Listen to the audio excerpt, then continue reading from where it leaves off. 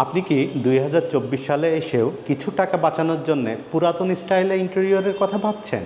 আমরা নিয়ে এসেছি মডার্ন কিছু হোম ইন্টেরিয়র, যেখানে থাকছে মাস্টার বেড, ওয়াল cabinet, dressing table, dining cabinet, kitchen cabinet এবং বেশ কিছু সিলিংয়ের কাজ। পর্যায়ক্রমে আমরা পুরো প্রজেক্টটা আপনাদের সাথে রিভিউ করার চেষ্টা করব। আসসালামু আলাইকুম, আমি কাজী শাহেদ শাহরিয়ার লিওন। আমরা ক্লায়েন্টের ডাইনিং রুমে HPL দিয়ে একটা চমৎকার ডাইনিং ক্যাবিনেট তৈরি করেছি। আপনারা দেখতে পাচ্ছেন আমার পিছনে ডাইনিং ক্যাবিনেটটা রয়েছে।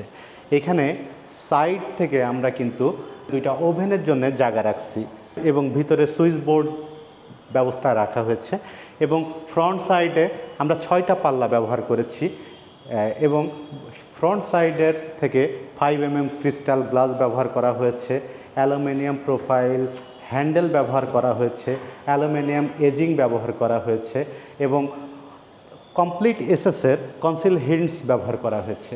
আপনারা দেখতে পাচ্ছেন ডাইনিং ক্যাবিনেটের ভিতরে হিডেন লাইটের অ্যারেঞ্জমেন্ট করা হয়েছে এবং আমাদের ডাইনিং ক্যাবিনেটের মাঝে এই অংশটা কিন্তু আমরা মিরর কাটিং গ্লাস ব্যবহার করেছি। আপনারা কিন্তু কমপ্লিটলি দেখতে পাচ্ছেন। আমাদের নিচের অংশে HPL, উপরের অংশে HPL-এর হোয়াইট কালার এবং নিচের অংশে মার্বেল টেক্সচার ব্যবহার করা হয়েছে এবং সাথে কিন্তু আমরা একটা কাটলারি ট্রেরও অ্যারেঞ্জমেন্ট রেখেছি। আমরা আছি ক্লায়েন্টের মাস্টার বেডরুমে। এখানে আমরা ফুল হাইট ওয়াল ক্যাবিনেট তৈরি করেছি। ওয়াল ক্যাবিনেটটি 6 পাল্লা বিশিষ্ট করা হয়েছে। ফ্রন্ট সাইডে আমরা HPL ব্যবহার করেছি এবং ব্যাক সাইডে কিন্তু আমরা ফর্মিকা পেস্টিং করে ব্যবহার করা হয়েছে। ওয়াল ক্যাবিনেটের সাইড অংশে আমরা কিন্তু অ্যালুমিনিয়াম এজিং ব্যবহার করেছি এবং চমৎকার হ্যান্ডেল ব্যবহার করেছি। নিচ থেকে কিন্তু আমরা 2টা ডয়ার ব্যবহার করেছি এবং পরিপূর্ণ এই ওয়াল ক্যাবিনেটটা ভিতর থেকে আমরা যে বোর্ডটা ব্যবহার করেছি এটা কিন্তু গর্জন বোর্ডের উপরে ফর্মিকা পেস্টিং করা, হিট পেস্টিং করা।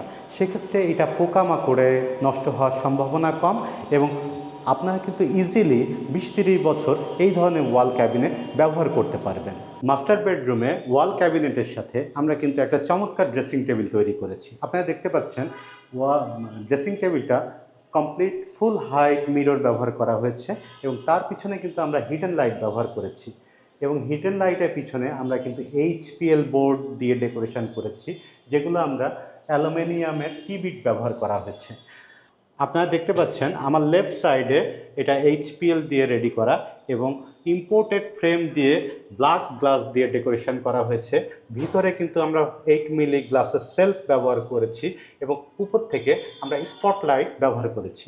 ড্রেসিং টেবিলের নিচের অংশে আমরা ড্রয়ার ব্যবহার করেছি এবং পরবর্তীতে আমরা এখানে একটা টুল ব্যবহার করব।